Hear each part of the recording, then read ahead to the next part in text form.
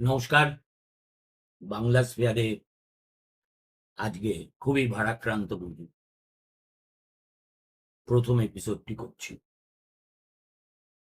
দেখুন, আমি নিজে জীবনে কখনো কবিতা লিখিনি, চেষ্টাও করিনি। তবে অনেক কবিকে খুব বড় কাছ থেকে দেখেছি, তাদের জীবনাচরণ দেখেছি, তাদের কবিতা পড়েছি, তাদের সঙ্গে অনেক জায়গায় ঘুরেছি। কোনো কবিকে তার জীবনাচরণ দিয়ে দেখলে ঠিক বিশ্লেষণ করা যায় বলে মনে হয়। জয় গোস্বামীও কবি, আর আজকে যে আমাদের ছেড়ে চলে গেল, আমার চেয়ে 7 বছরের ছোট রাহুল পুরকায়স্থও কবি। জয় গলা ভাত খেয়ে জীবন কাটিয়ে দিলেন। রাহুল যতদিন পেরেছিল আকণ্ঠ নেশা করে জীবন কাটিয়ে দিল। সুতরাং জীবনাচরণটা একজন কবিকে মাপার কোনো মানদণ্ড হতে পারে বলে আমি বিশ্বাসই করি।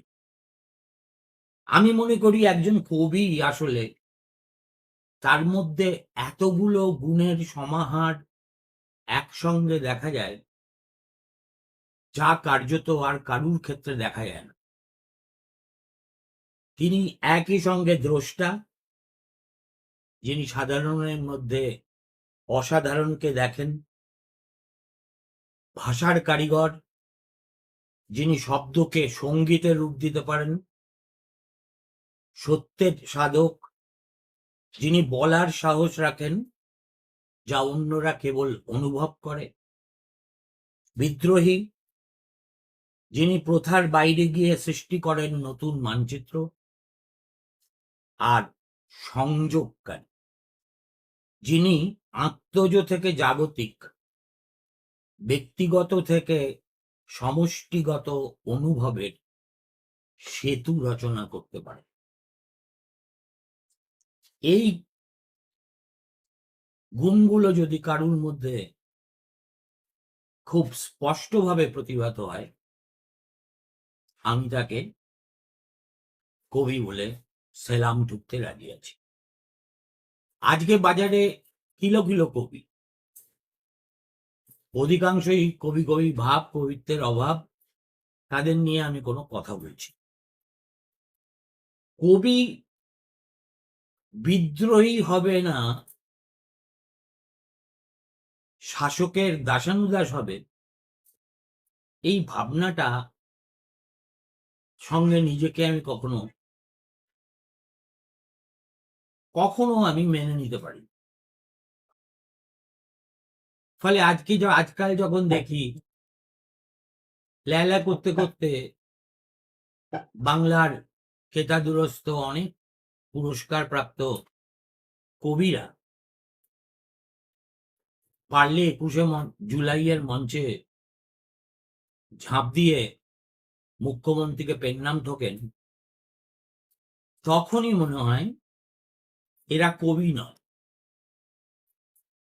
যাদের দেখা যায় না তারাই কবি, আর তাদের মধ্যে আমাদের প্রজন্মে অন্তত রাহুল ছিল অন্যতম। দেখুন,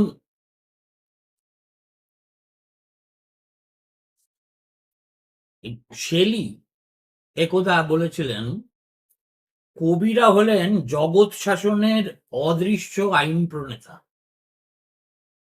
খুব কঠিন ব্যাপার। আমি তো ইংরেজি সাহিত্যের ছাত্র নই, সুতরাং ক্লাসও নিতে পারছি। এমিলি ডিকিনসনের একটা চমৎকার মন্তব্য আছে যে আমি কোনটাকে কবিতা বলে বুঝবো।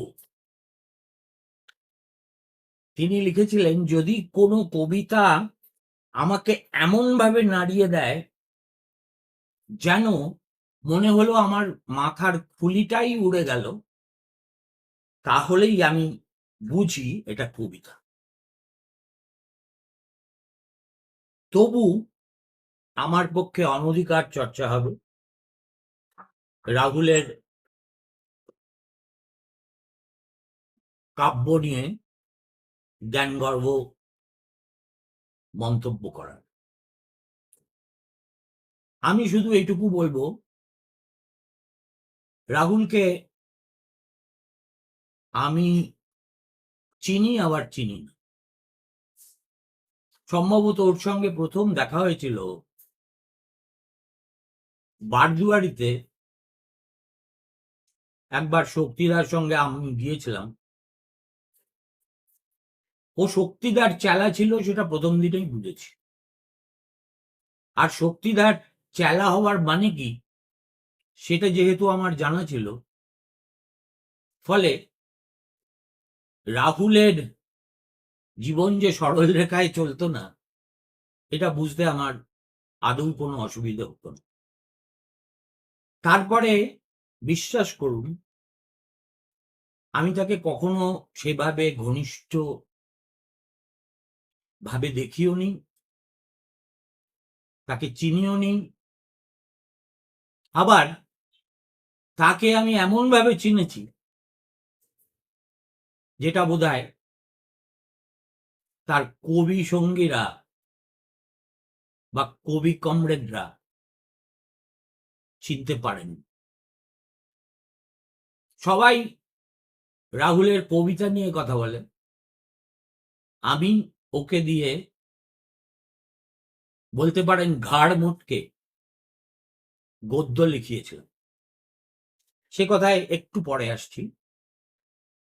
তার আগে বলি, রাহুলের সঙ্গে আমার শেষ দেখা হয়েছিল আরেক তরুণতর কবি, অন্তত সে নিজেকে তাই বলে, সুকল্প চট্টোপাধ্যায়ের বাড়িতে। তার আগে বইমেলায় ধানসিঁড়ির স্টলের বাইরে রাহুল আর আমি অনেকক্ষণ বসে আড্ডা দিয়েছিলাম। ওর একটা চটি বই, তখন সেটা ওর হাতে ছিল, আমাকে উপহার দিয়েছিল। কিন্তু ওর সঙ্গে আমার সংযোগের মাধ্যম ছিল টেলিফোন। টেলিফোনে অনেক কথা হতো, এবং একথা স্বীকার করতে আমার কোনো কুণ্ঠাই নেই যে এই যে আমি এই প্রান্ত সীমায় দাঁড়িয়ে হঠাৎ ইউটিউব চ্যানেল খুলেছি, তার পিছনে যাদের ক্রমাগত মন্ত্রণা কাজ করে গেছে, রাহুল তাদের অন্যতম। রাহুল প্রশংসা এই পঞ্চমুখ হতে পারত, যেটা পরশ্রীকাতর বাঙালির চরিত্রগুণ নয়।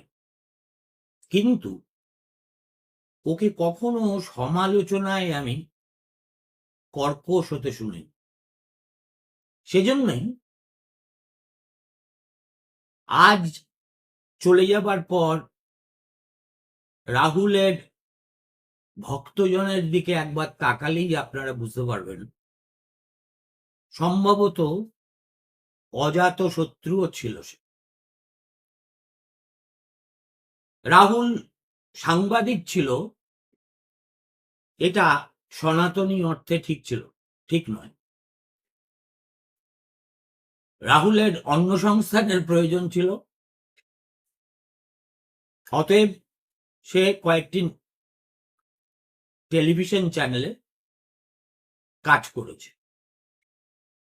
বিশেষ করে 24 ঘন্টার একেবারে গোড়ার দিকে যে কয়জন মিলে চ্যানেলটাকে দাঁড় করিয়েছিল, সেই স্থপতিদের মধ্যে অন্যতম ছিল রাহুল। রাহুল যেখানে থাকবে সেখানে তার নিজস্বতাও প্রমাণ করবেই। আমরা যেটাকে স্টোরি বলতে অভ্যস্ত সাংবাদিকের ভাষায়, ও একটা স্টোরির চিত্রকল্প দেখতে পেত। এবং আমরা যেভাবে সেটা পরিবেশন করি সেটা ওর রাস্তাই ছিল না। ও সম্পূর্ণ অন্য রকম ভাবে ব্যাপারটা উপস্থাপনা করার চেষ্টা করত। টিভি 9-এও বেশ কয়েকটা কাজ সে করেছে। দেখলেই বোঝা যায় যে এটা কোনো সিনিয়র এডিটর বা এক্সিকিউটিভ এডিটর বা প্রডিউসার অমুক তমুকের কাজই নয়। কেননা এর মধ্যে একটা শিল্পীর ছোঁয়া আছে, কবিতার আঁচড় আছে, হৃদয়ের এক প্রবল উপলব্ধি সেই কাজটার মধ্যে দিয়ে প্রতিভাত হচ্ছে। রাহুল সেটা পারত। রাহুল যদি সিনেমা পরিচালক হতো তাহলেও একই ফল ফলতো বলে আমার মনে হয়। সে যাই হোক, আমি এই বাংলা স্ফিয়ার ইউটিউব চ্যানেল চালু করার আগে এই একই নামে একটা ব্লগ সাইট ছিল আমার, এখনো আছে, যদিও সময়াভাবে সেটা অনেকখানি অকেজো হয়ে পড়ে আছে। সেখানে আমি আমার নানা রকম ব্রেন ওয়েভ হলে আমি আমার পরিচিত লেখক কবিদের বলতাম এই বিষয়টা নিয়ে একটা ছোট করে লিখে দিত। হঠাৎ একদিন আমার মনে হলো, আচ্ছা একদিন যদি খেলা থেমে যায়, বিষয় হিসেবে এটা কেমন হয়? খেলা তো থামবেই। আজ রাহুলের থামলো, কে বলতে পারে কাল আমার থামবে না। বিষয়টা নিয়ে প্রায় 5-6 জনের লেখা আমি ছেপেছিলাম। রাহুলকে দিয়ে লেখা, তাও গদ্য, সে যে কি কঠিন কাজ, যারা তার সঙ্গে ঘর করেনি তারা বুঝতে পারবে। দিচ্ছে সুমনদা, দেব, চিন্তা করো না, আর দেন। আর আমিও নাচোর। আর আমাকে ও কেন জানি না, আমি কবিতাও লিখি না, সাহিত্যও চর্চা করি না, পল্লবগ্রাহিতা করি, আমাকেও একেবারে নিজের দাদার চাইতে বেশি ভালোবাসতো, সম্মান দিত, এবং যেসব কথা ও আমার সম্পর্কে বলতো আমি মুখ ফুটে আপনাদের সেসব কথা বলতেই পারো, এত প্রশংসাসূচক কথা। তা রাহুল শেষ পর্যন্ত একটা ছোট্ট লেখা লিখেছেন। আমি বাজি ফেলতে পারি এই লেখাটা আমি আজকে আপনাদের পড়ে শোনাবো। ছোট্ট লেখা। রাহুল পুরকায়স্থ কি বস্তু সেটা বোঝার জন্য এই লেখাটাই যথেষ্ট। আমি গঙ্গা জলে গঙ্গা পুজো করার মতো করে সেই ছোট্ট লেখাটি আপনাদের পড়ে শোনাচ্ছি। ও এই লেখার শিরোনাম দিয়েছিল ক্রীড়া অতি বিষম বস্তু।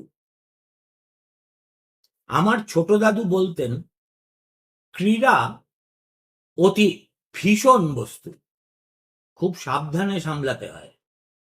খেলতে খেলতে ক্রীড়নক হয়ে গেলেই বরাত বাতিল।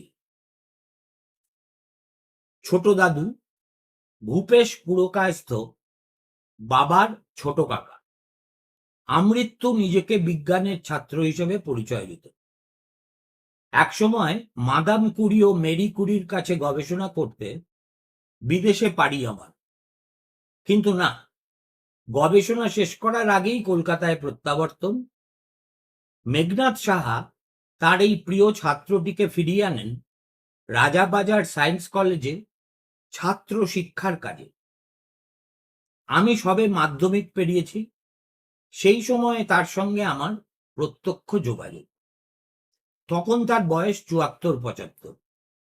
প্রায় সারাদিন বই পড়তেন, মূলত সত্যেন বোস, বুদ্ধদেব বসু, জীবনানন্দ দাশ, প্রেমেন্দ্র মিত্র আর অচিন্ত কুমার। বলতেন, যতই বিজ্ঞান করো আর বাণিজ্য করো, সাহিত্য না করলে কাঁচকলা। বুড়ো আঙুল দেখাতেন, আর দিনে ২৫ থেকে ৩০ বান্ডিল বিড়ি খেতেন। বই পড়তে পড়তে বা কথা বলতে বলতে একটার পর একটা বিড়িতে ২ বড়জোর ৩ টান দিয়ে বড় মাটির হাঁড়িতে ফেলে দিত। এই স্বল্প দগ্ধ বিড়ি থেকেই শুরু হয়েছিল আমাদের অন্য এক খেলা, বিড়ি বিড়ি খেলা। দাদু মাঝে মাঝেই বলতেন, খেলতে এসেছো খেলে যাও, হাত পা দু একবার ভাঙো, শুধু মগজ ফাটিও না। সেই সময় দাদুর বন্ধু ছিলেন শিল্পী দেবব্রত মুখোপাধ্যায়। প্রাক মাধ্যমিক জীবনের কথা যদি ছেড়েও দিই, পরবর্তীতে দাদুর এই গুহ্য মন্ত্রে নিজেকে একজন গুপ্ত সমর্পণকারী হিসেবে চিহ্নিত করতে চাই। খেলতে খেলতেই তো বেলা গেল, বেলা বয়ে গেল। এই খেলায় অবশ্য পক্ষ প্রতিপক্ষ দুই আমি। আমি তেকাঠিতে গোল মারি, আবার আমি গোল আটকাই। এ খেলায় আমি রেফারি, লাইন্সম্যানও আমি, দর্শক।